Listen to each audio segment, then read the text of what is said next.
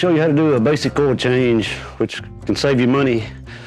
Because most of your oil change places these days, like your fast lubes, well, you're looking at 40, 50 bucks for a conventional oil change, and your synthetics could be over 100.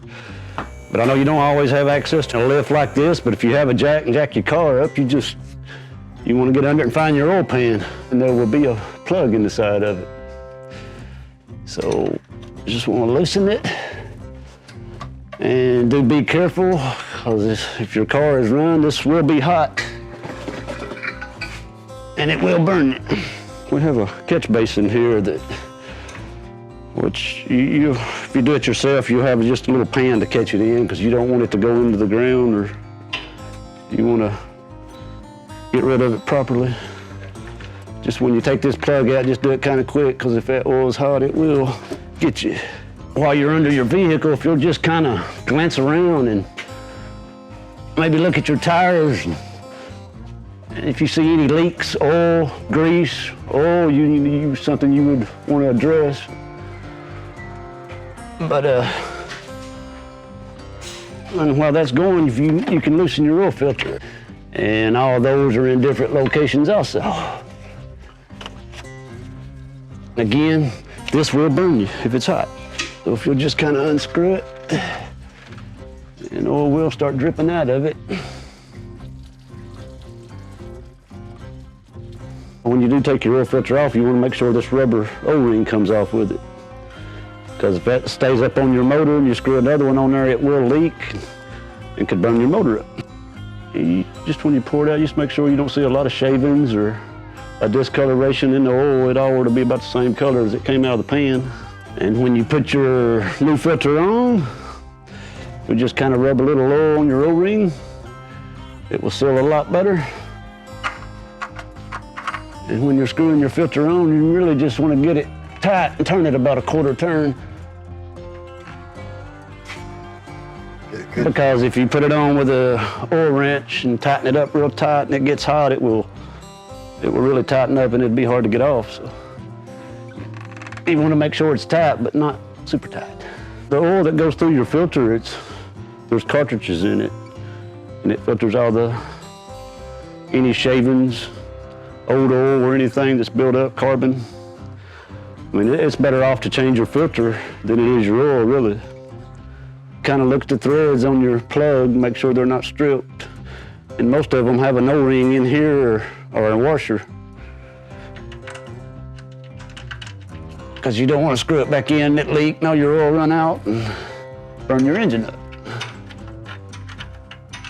If you start it with your finger to make sure you get your thread started good, and the rest away with your wrench. You just want it to tighten up, and then snug it a good quarter turn or so. On a rear-wheel drive car now, your oil pan will always be in front of your transmission. But if you have like a front-wheel vehicle, if you'll see which side your belts and everything's on, that's the same side your oil pan's gonna be on. Okay, you have your motor and your oil pan up front here.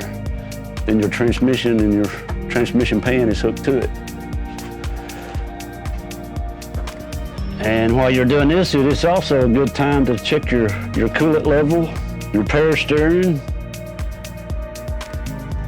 Just kind of glance over your hoses and belts. Like when you're looking at your belts, if you see a lot of cracks coming across it, if you can count like maybe 10 cracks within an inch, it's usually time to change your belt. It will go to squilling. And like on your hoses, if you'll just kind of look and kind of feel around, see if you feel any soft spots or see any bigger places than the hose is, it's coming apart and swelling up, but these look good. Once you get your oil full, this is your transmission stick. It's usually behind your oil stick. Usually a red cap, or it'll say transmission fluid on it.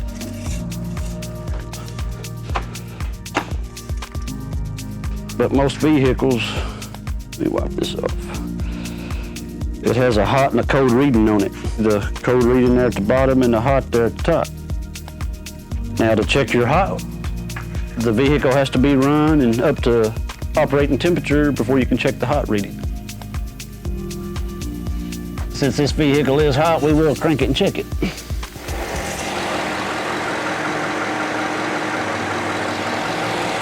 And we are good. But after you change your oil, let it run a few minutes because it does have to change, fill the filter up. Cut it back off, let it settle down, and check it again.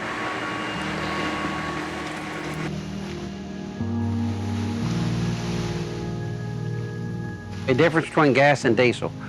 A diesel runs on compression. It has no way to spark the fuel other than the pressure of the cylinder. That's why they've gone to using high pressure oil, because they've lowered the compression, and to atomize the fuel, it'll bust quicker and it'll actually burn easier than it used to. Now, gas, on the other hand, has to have a spark plug, and when it goes into the cylinder, the plug fires the fuel. Now, the difference is, like when you're going down the road and you pull into a station and you put diesel in your gas and you start to drive off and you realize it, or you have driven off, at that point in time you need to shut it down. The whole system needs to be drained and cleaned, and there's a good possibility all you'll have to do is replace the fuel and the filter and clean the tank. It generally will not hurt a fuel pump in a gasoline. It may or may not hurt the injectors, depends on how far you drove it. Now, you can tell when you're driving a truck that's got diesel and gas mixture, it will not run proper. It'll smoke, it'll clatter, it'll sound like it's just coming apart. It has no power. Now on a diesel, it does just the opposite. If you put gasoline in a diesel, it'll actually start running better, and it'll actually create heat, and the motor will actually get hot enough it'll melt down. And it's capable, if you put enough gas to it, it can actually blow the motor apart. It's not likely, but it can. The motor will run away because it gets so hot, it'll start running on its own. Now, the gas in a diesel is more dangerous than diesel in a gas. So if you're driving a diesel and you put gas in it, the second you realize it, you need to stop, shut it off, and have everything clean. And in some cases, the ejectors, your fuel filters, your lines, and your tank, and possibly an electric pump may have to be replaced. The injectors, reason they will have to be in place, if you run them far enough, they'll actually start melting from the fuel burning so hot. It's just like a torch on the end of the injector. Where a gas is sprayed out and the fuel goes through it, it's a colder burn than it would be normally. That's why the engine will not run proper, because it's a lower grade fuel than gasoline. Diesel's considered a lower grade than gas, and it does not catch fire like gas, but it will burn. And also, another thing you need to understand is brake fluid is very flammable. It will catch fire and burn. Do not let brake fluid get on exhaust manifolds or anything of that nature if you're under your hood servicing your cars.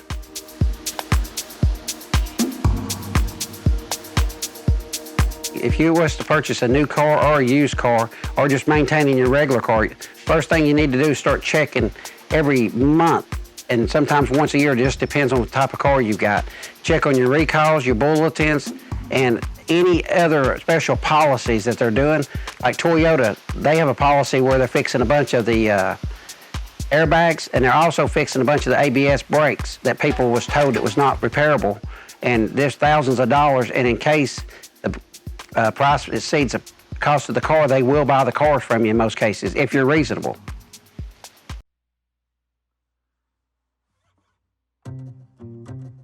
Things that go wrong with your car normally is something as simple as your battery, which is right over here. You need to check your battery once a year minimum and keep it maintained by not letting it have any corrosion on it.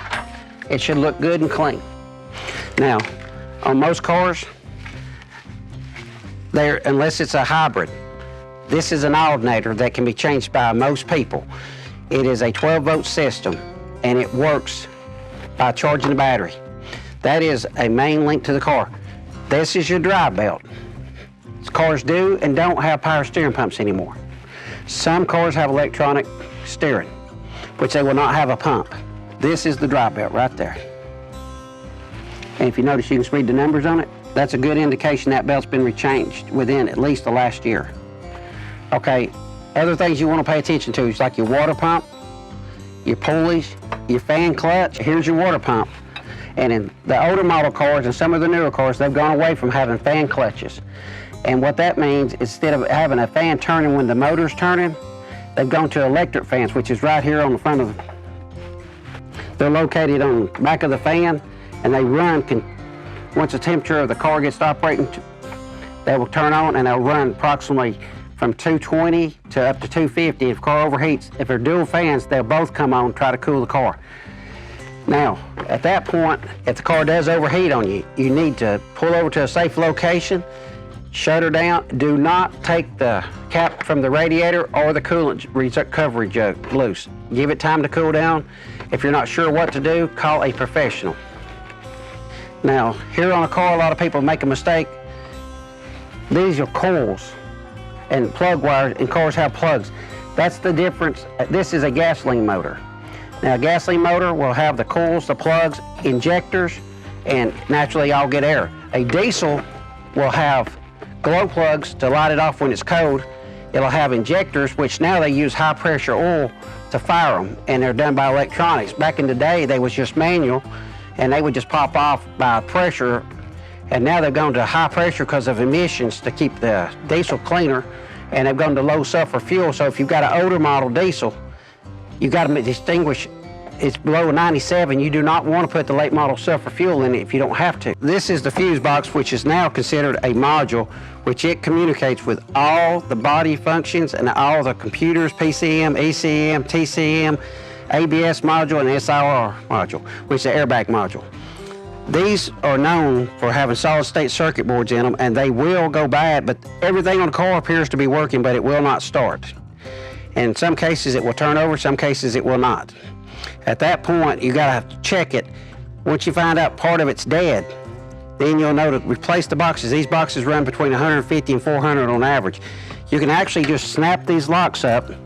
The box will come up and you can actually unplug, go get another fuse box and put in.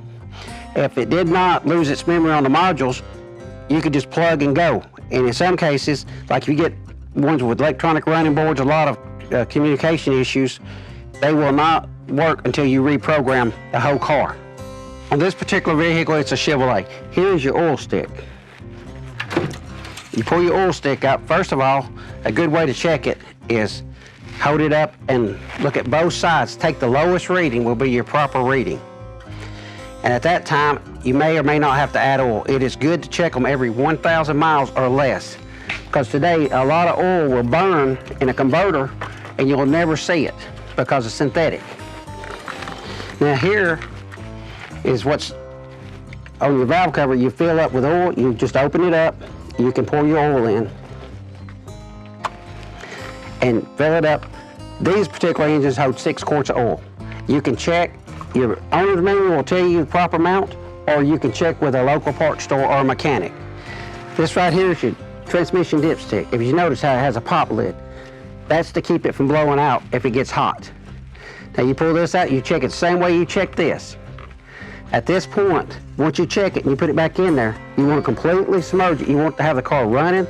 In some cases, you need it in park to check it properly. In some, you have to have it in neutral. If you'll read the stick itself, it'll actually show you and tell you what to check it with. It's right here to tell you what type of fluid to put in it in most cases, not all, but most.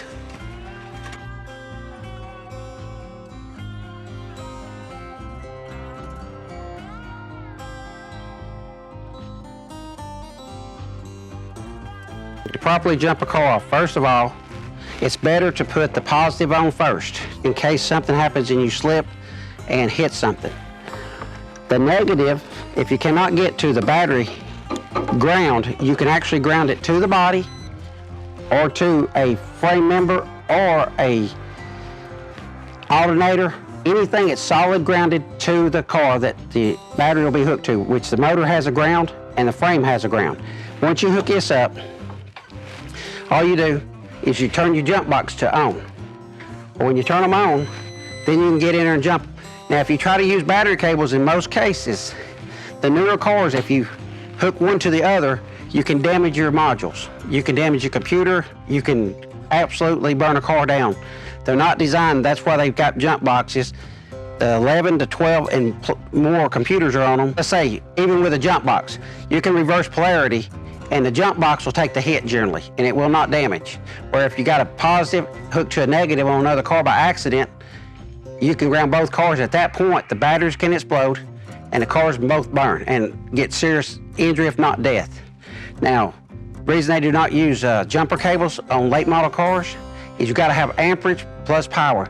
Most cars, when they're dead, the battery is charging and it doesn't have enough amperage because it'll turn over slow and actually grind. And that can be harmful to the computer.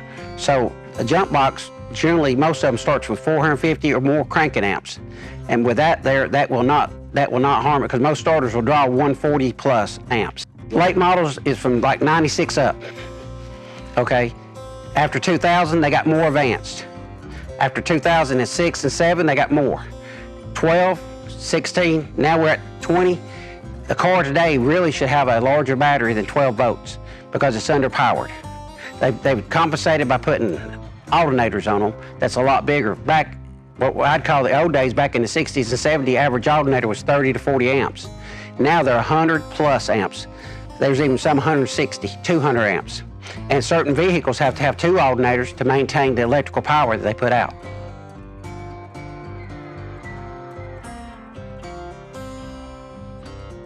The most forgot about item on a car is your windshield wipers. Your wipers are the most important part of your car when it's raining. Nobody remembers until we need wipers. Wipers should be checked and replaced approximately once a year, looked at every 6 months. In most cases, people do not change them until a bad rainstorm and they realize they got a problem.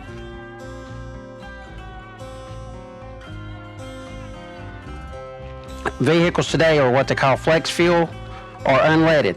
Well, some people don't know because it says flex on their tailgate and it may not actually be a flex fuel. But if it's properly and has not been modified in any way, you can look at your label right here. This vehicle can take E85, which is made with corn. It gives you about 25% less fuel mileage, but you can put anything possible that you can buy from the gas pump, you can put in this vehicle, whether it be E85 all the way up to high octane.